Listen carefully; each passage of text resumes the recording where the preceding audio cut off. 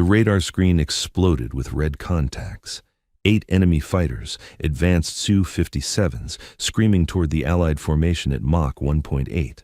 Captain Sienna Brown watched from the cargo transport she'd been assigned to protect, her fingers tightening on the yoke as the enemy jets closed to weapons range. All aircraft, this is Skywatch. 8 bandits inbound, bearing 030, altitude Angels 20. Engage, engage, engage.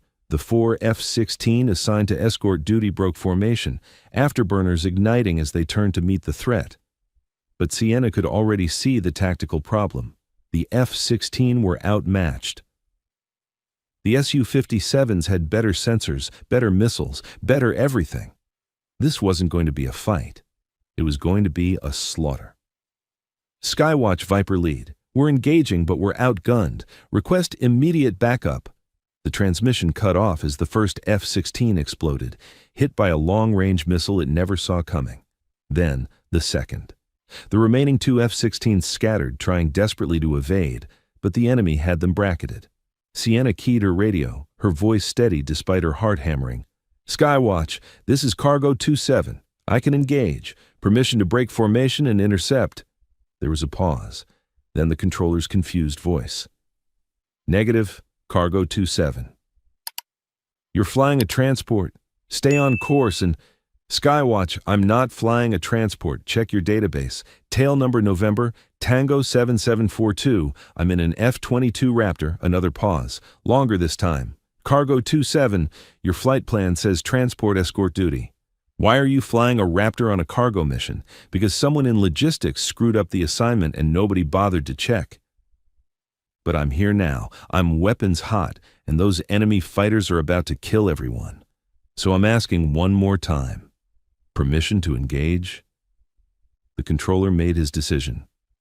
Cargo 27, you are cleared to engage. God help us all if you're wrong about this. Sienna wasn't wrong. What she also wasn't telling them was that she'd logged more hours in the F-22 than any pilot in the squadron, that she'd been training for air superiority missions since she was 23, that she'd been reassigned to transport escort because certain people in command thought women shouldn't fly fighters, regardless of their qualifications.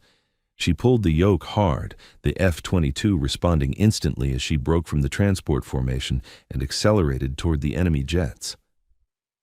The Raptor's engines screamed as she went to full military power, the aircraft leaping forward with acceleration that pinned her back in her seat. What happened in the next 15 minutes would prove that some pilots were only cargo duty because nobody had bothered to check who was really in the cockpit. But before we show you how she eliminated 8 enemy fighters in the most one-sided air battle since the Gulf War, drop a comment telling us where you're watching from and smash that subscribe button, because this story proves that capability matters more than anyone's assumptions. Now let's get into it. The third F-16 exploded as Sienna closed to weapons range. The pilot ejected. She saw the chute blossom, but that left only one friendly fighter against 8 enemy jets that were now turning their attention to the defenseless transports behind her. Viper 4, this is Cargo 27. Break right and get clear. I've got this. Cargo 27, you're in a transport. You can't. I'm in a Raptor, Viper 4. Trust me and get those transports out of here. She didn't wait for acknowledgement. The enemy fighters were spreading out, trying to bracket the remaining F-16 and the transports simultaneously. Perfect formation for defeating inferior numbers. Fatal mistake against what Sienna was flying. The F-22 Raptor was the most advanced air superiority fighter ever built. Stealth technology made it nearly invisible to radar. Supercruise capability meant it could fly supersonic without afterburners, and its sensor suite could track and engage targets that had no idea they were even being hunted. Sienna had trained on this aircraft for 3 years before some general who didn't believe women belonged in fighters had her reassigned to support duties. But they'd let her keep flying the Raptor for cargo escort because nobody thought cargo missions would ever see combat. They'd been wrong. She selected Fox 3, active radar missile, and designated the lead enemy fighter. Her targeting computer painted him perfectly, even though he had no idea she was there. The Su-57 was stealthy, But the F-22 was stealthier. He wouldn't know she existed until her missile arrived. She fired.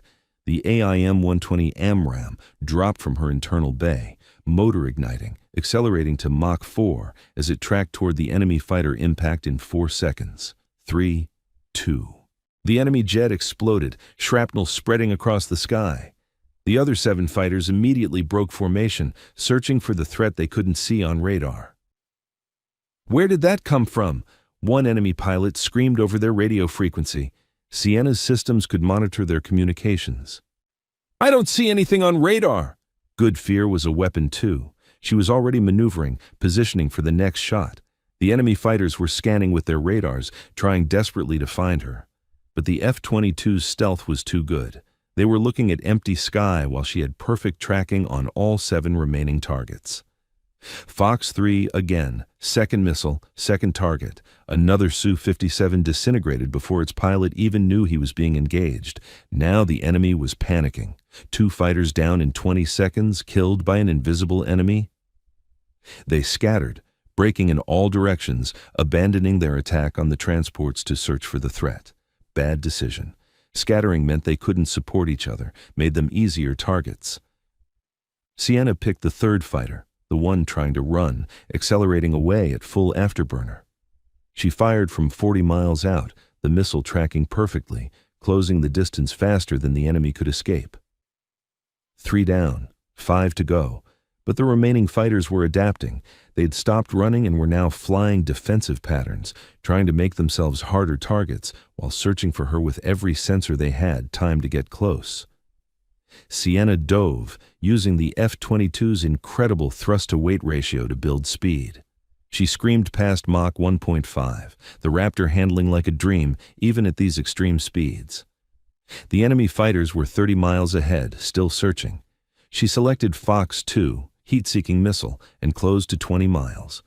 At this range, the AIM-9X could track anything that produced heat, and those Su-57s were burning hot with their afterburners lit. She fired 2 missiles simultaneously, targeting 2 different fighters. Both missiles tracked true, both found their targets within seconds. 2 more explosions lit up the sky. 5 down, 3 to go. Now the remaining enemy pilots were genuinely terrified. She could hear it in their radio chatter, the fear creeping into their voices as they realized they were being systematically hunted by something they couldn't see or fight. "This is lead. We're pulling out. Repeat, we're—" Sienna didn't let him finish. Fox 3 at close range, the missile covering 15 miles in seconds. The enemy leader's fighter exploded just as he started his turn away. 2 left. The remaining Su-57s broke hard, one going high, one going low. Smart tactics. Split her attention, force her to choose. But the F-22's sensor suite could track them both simultaneously, and she had enough missiles for both. She went after the high one first. He was trying to climb above her, use altitude advantage, but the Raptor could outclimb anything flying. She pitched up, maintaining lock the entire time, and fired when he was at 40,000 feet and still climbing. The missile tracked him perfectly. He tried to evade, pulled hard, dispensed chaff and flares, did everything right. It didn't matter. The AIM-120 was too smart, too fast. It detonated close enough that the fragmentation pattern shredded his aircraft. 7 down. 1 to go. The last enemy fighter was running for his life, afterburners at full, heading for the deck. Sienna dove after him, the Raptor accelerating past Mach 1.8 as she closed the distance. The enemy pilot was good. He was using terrain masking, trying to get low enough that ground clutter would confuse her missiles. But Sienna wasn't using missiles anymore. She closed to 3 miles, then 2, then 1.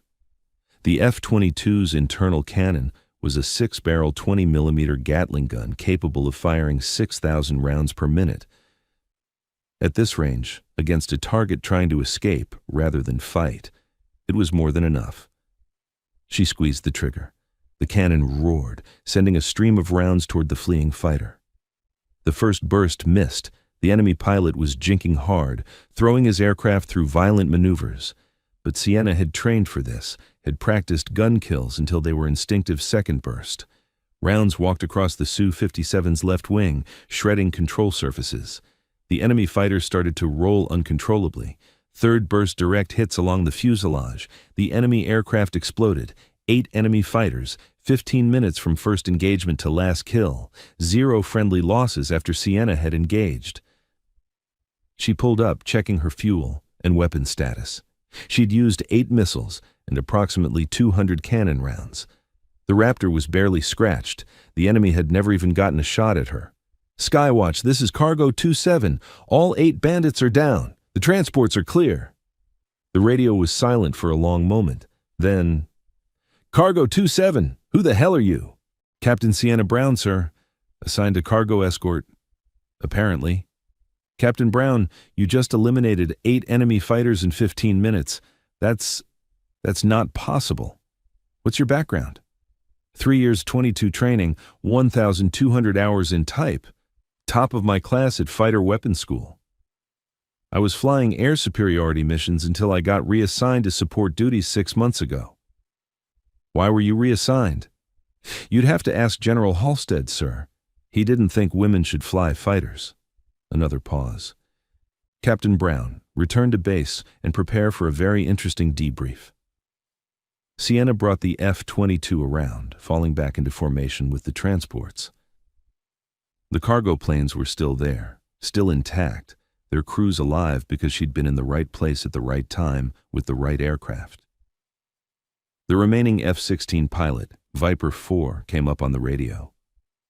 "Cargo 27, I've been flying fighters for 8 years. I've never seen anything like what you just did. That was artist-level flying." "Just doing the job, Viper 4. "No, that was way beyond the job. You didn't just win that fight. You dominated it 8-to-1 odds and you made it look easy." It hadn't been easy.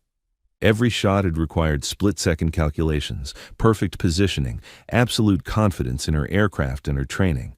But she'd done it because she was one of the best F-22 pilots in the Air Force, regardless of what General Halstead thought about women in fighters. They landed 45 minutes later. The entire base was waiting on the flight line. Word had already spread about the impossible air battle, 8 enemy fighters eliminated by a single pilot who was supposed to be flying cargo escort.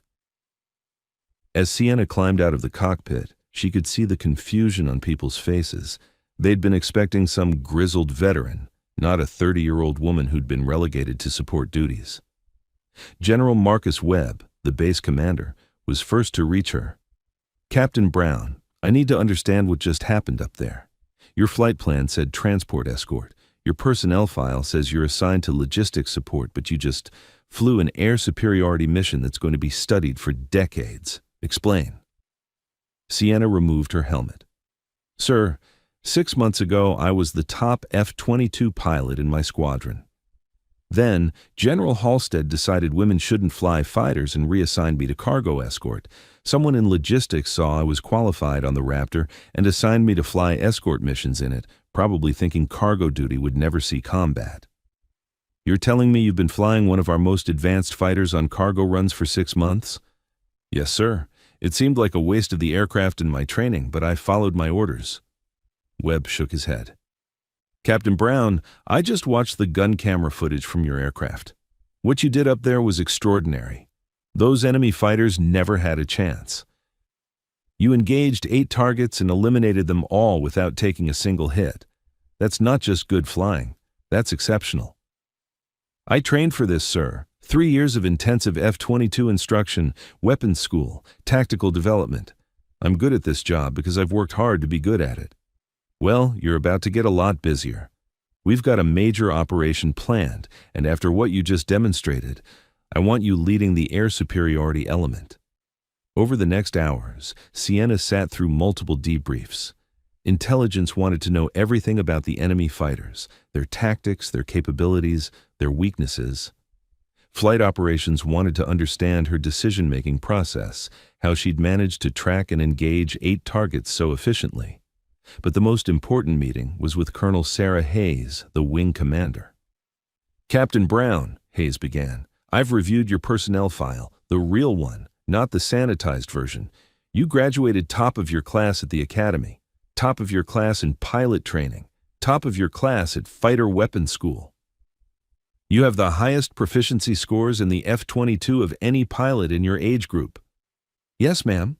So why were you flying cargo escort? General Halstead believed women? I know what Halstead believed, Hayes interrupted. I've been dealing with his type my entire career. The question is, why did you accept the reassignment without fighting it? Sienna considered her answer carefully. Because I was told if I fought it, I'd be grounded completely. At least on cargo escort, I was still flying, still in a Raptor. I thought maybe I'd get a chance to prove myself eventually. Well, you got that chance. And you proved not just that you can fly fighters. You proved you're one of the best fighter pilots we have. 8 kills in 15 minutes. Do you understand how rare that is? I just did what I was trained to do, ma'am. No, you did what very few pilots could do. You engaged superior numbers with perfect tactics, perfect execution, and perfect results. That's not just training. That's exceptional talent combined with exceptional skill. Hayes pulled up a document on her computer. I'm reassigning you, effective immediately. You're going to the 1st Fighter Wing, assigned to the F-22 Squadron conducting air superiority operations. No more cargo escort. No more wasting your abilities because some dinosaur thinks women can't handle fighters. Thank you, ma'am. Don't thank me yet. The operation I mentioned, we're going up against the same enemy force that sent those 8 fighters. Intelligence says they have over 50 advanced fighters in the area. We need every capable pilot we can get, and after today, you've proven you're more than capable. The operation launched 72 hours later, 20 F-22s against an estimated 50-plus enemy fighters. The mission: establish air superiority over contested airspace so ground forces could operate without threat from above. Sienna led a 4-ship formation, her wingman, and 2 others who'd requested to fly with her after seeing the gun camera footage from her 8-kill mission. They launched at dawn, climbing to 40,000 feet as they approached enemy airspace. Raptor flight, this is Skywatch. We're showing approximately 60 enemy fighters airborne. They know you're coming. This is going to be the biggest air battle in decades. Sienna checked her systems. All green. Weapons loaded, sensors tracking. The F-22 felt like an extension of her body after 1,200 hours in the cockpit. Raptor flight, acknowledge and prepare to engage. Raptor lead copies flight, weapons free, let's go hunting. The enemy fighters were in a defensive formation, trying to protect their airspace through superior numbers. They'd learned from the previous engagement. This time, they weren't spreading out, weren't making themselves easy targets. But they still couldn't see the F-22s coming. Sienna designated 4 targets, passing 2 to her wingman, keeping 2 for herself. Fox 3, Fox 3.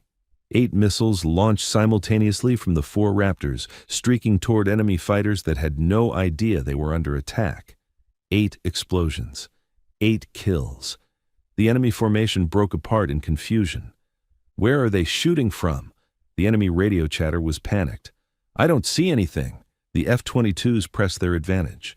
Another volley of missiles, another 8 enemy fighters eliminated. The enemy was firing blindly now, shooting at empty sky while American missiles found them with perfect precision.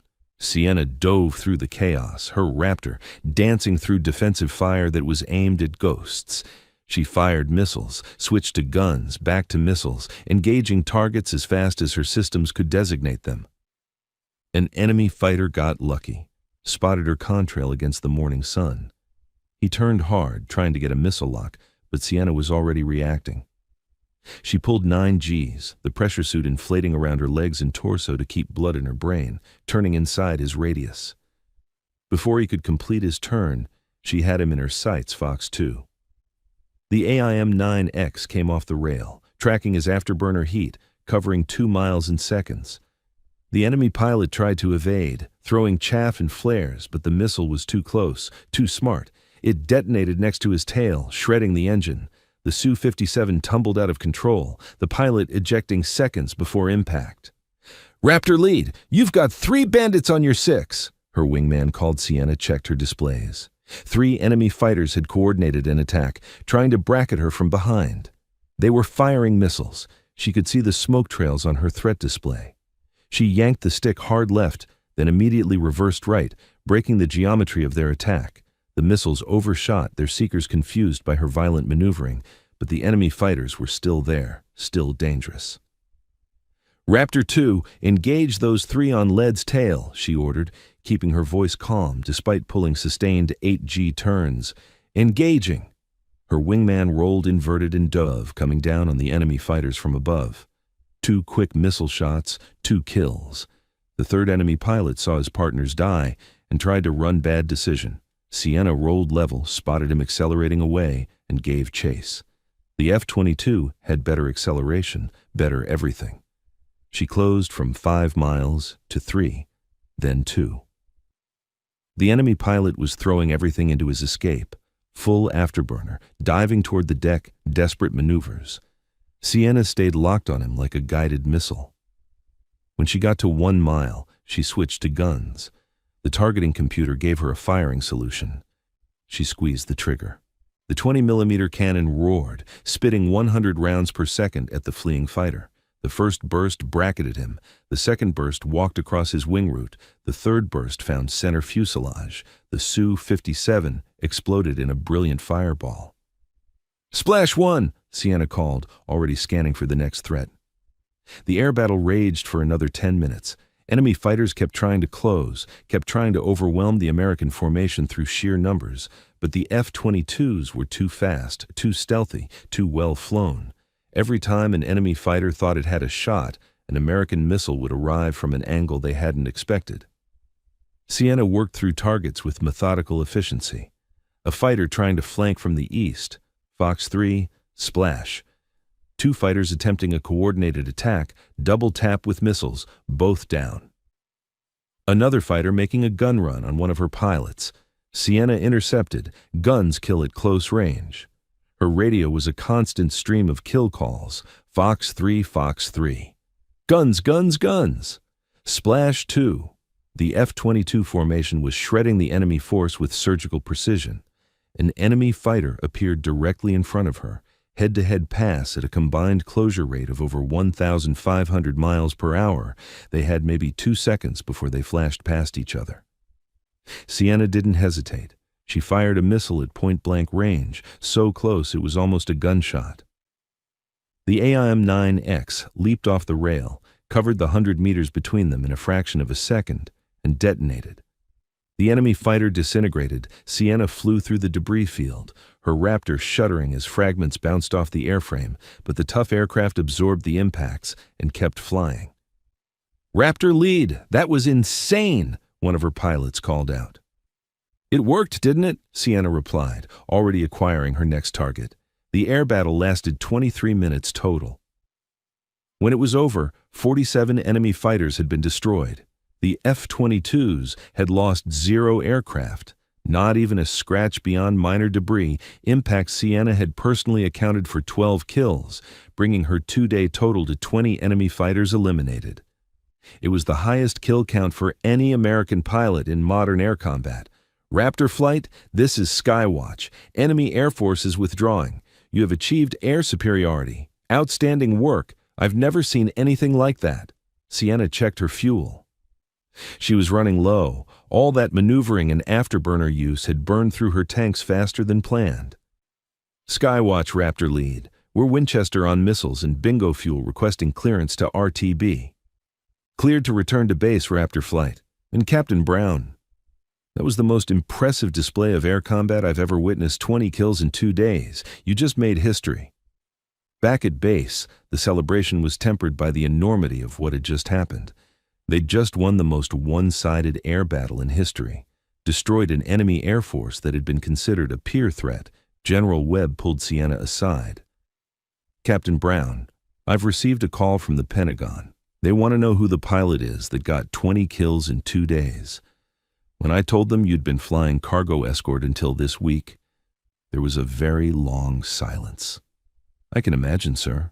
General Halstead has been relieved of command. Apparently, Reassigning our best pilots to cargo duty because of personal biases is considered conduct unbecoming.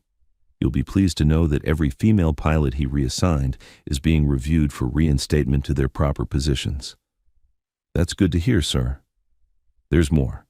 You're being promoted to major and assigned as an instructor at Fighter Weapons School. They want you teaching the next generation of fighter pilots.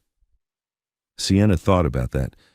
Sir, with respect, I'd rather stay operational. I'm good at this job. I want to keep doing it. Webb smiled. I was hoping you'd say that. How about this? You stay with the operational squadron, but you also develop new tactics and training based on what you've learned. We need to understand how you're achieving these results so we can teach others. That I can do, sir. Over the following months, Sienna flew dozens more missions, continued to refine air combat tactics, and trained other pilots in the art of air superiority. Her methods became doctrine: patient positioning, perfect sensor employment, aggressive execution when the opportunity presented. The media eventually got hold of the story, not the classified details, but enough to understand that something extraordinary had happened. A pilot who'd been relegated to cargo escort had emerged as the top-scoring fighter ace in modern combat. 20 confirmed kills, 2 major air battles won decisively, 0 friendly losses under her command. Fighter pilot recruitment saw an immediate surge, particularly among women who'd been told they couldn't handle the job. Sienna became living proof that capability mattered more than outdated prejudices, that excellence had no gender requirements. She gave one interview, carefully cleared through military public affairs. The reporter asked the obvious question. Major Brown, how does it feel to be the highest-scoring fighter ace in modern American military history? Sienna thought carefully about her answer. It feels like validation. For years I was told I couldn't do this job, that women didn't belong in fighters, that I was only qualified because of diversity requirements, not actual skill. 20 enemy fighters proved those assumptions wrong, but more importantly, they proved that we can't afford to waste talent based on prejudice. There are probably dozens of pilots, male and female, who've been sidelined because someone decided they didn't fit the traditional fighter pilot mold that needs to change. What would you say to young women who want to be fighter pilots? I'd say train harder than anyone else, fly better than anyone else, and never let anyone tell you that you don't belong somewhere based on anything other than your actual capabilities. And I'd tell them that the biggest battles aren't always the ones you fight in the air. Sometimes they're the ones you fight just to get the chance to prove yourself. The interview went viral. Within weeks, applications to military flight training programs had increased by 40%, with female applications up by over 300%, the Sienna Brown effect, they called it. But Sienna herself stayed focused on the job. She continued flying combat missions, continued training new pilots, continued pushing the boundaries of what F-22s could accomplish in air superiority roles. She developed new tactics for engaging superior numbers, using the F-22's stealth and sensors to create situations where the enemy never knew they were in a fight until it was over. She trained pilots in patience, in understanding that the best fights were the ones your enemy never saw coming. Her squadron became the elite of the elite pilots requested transfers just to fly under her command, to learn from someone who'd proven that perfect execution, combined with innovative thinking, could overcome any numerical disadvantage. During one particularly intense training mission, she took 4 students up against 12 aggressors, simulating the kind of numerical disadvantage she'd faced in real combat. She taught them how to use stealth to their advantage, how to create confusion in the enemy formation,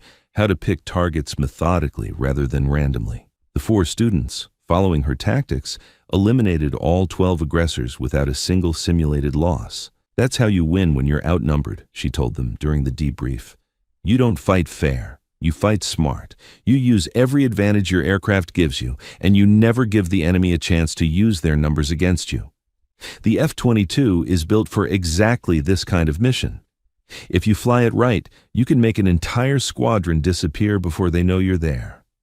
General Hayes visited during a training evolution, watching Sienna put her pilots through a complex multi-target engagement scenario. Afterward, they sat in the debriefing room. You know what impresses me most about what you've accomplished? Hayes asked. What's that, ma'am? You didn't just prove you could do the job, you proved you could do it better than anyone expected. 20 kills isn't just good, it's historic. And you did it while everyone was still questioning whether you belonged in the cockpit. That takes not just skill, but incredible mental strength. I had good motivation, ma'am. Every time someone told me I couldn't do something, it just made me more determined to prove them wrong. Well, you've certainly done that. But more importantly, you've opened doors for everyone who comes after you. The next generation of fighter pilots won't face the same assumptions you did, because you've proven those assumptions are garbage. Sienna smiled. That might be the most important victory of all, ma'am. She never flew another cargo escort mission, but she also never forgot the 6 months when everyone assumed she couldn't do the job she'd trained for, simply because they'd looked at her gender instead of her capabilities. 20 enemy fighters eliminated, 2 major air battles won, 0 losses under her leadership, dozens of pilots trained in tactics that would keep them alive and victorious in future conflicts. They hadn't known she flew F-22 Raptors. They'd assumed cargo escort meant she couldn't handle real combat. They'd been spectacularly, decisively wrong. Major Sienna Brown proved that capability mattered more than assumptions, that skill transcended prejudice, that the most dangerous pilot in the sky was sometimes the one everyone had underestimated. 8 enemy jets in 15 minutes, then 12 more in the biggest air battle in decades, then years of operational excellence that rewrote the book on air superiority tactics. The enemy learned to fear the American fighters that appeared from nowhere. Command learned to never waste talent based on bias. And an entire generation of aspiring pilots learned that excellence had no gender, only dedication, training, and the courage to prove yourself when everyone said you couldn't. The cargo escort pilot who turned out to be the deadliest fighter pilot of her generation, the woman who rewrote the record books while everyone was still questioning whether she belonged in the cockpit. Some lessons are taught with words, others are taught with 20 enemy fighters destroyed, and a legacy that changed an entire service branch's approach to pilot assignment and development. Sienna Brown taught both. And the sky would never forget the day one cargo escort pilot reminded everyone that capability doesn't care about your assumptions. It only cares about your results. And her results spoke louder than any prejudice ever could. 20-0. Perfect execution. Historic victory. The F-22 Raptor in the hands of someone who'd been told she didn't belong there, proving she belonged there more than almost anyone else. That was the real lesson. That was the real victory. And that legacy would outlast any individual combat achievement. The wolf didn't announce itself. It just hunted. And by the time the enemy realized what was happening, it was already too late. 20 kills. 2 days. One pilot who refused to let anyone's assumptions define her capabilities, Major Sienna Brown, fighter ace, instructor, legend, and proof that sometimes the most dangerous warrior is the one everyone underestimated. Thanks for watching. Every woman has a story worth telling. Join us to hear them all.